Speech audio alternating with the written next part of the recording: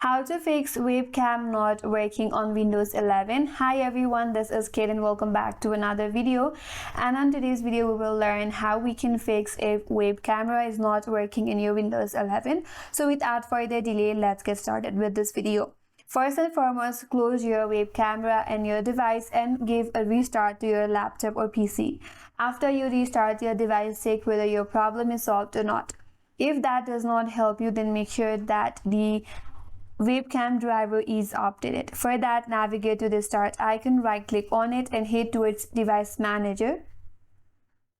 On the device manager, go to the cameras. Here you have the integrated webcam driver, right click on it and here click on update driver. Here click on search automatically for the drivers and wait for a while.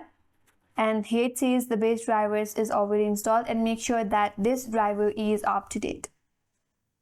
After that, go back and check whether your problem is now solved or not. If still not, then you can uninstall this driver from your device, and once it is uninstalled, to reinstall it back, head towards the action at the top and here click on scan for hardware changes.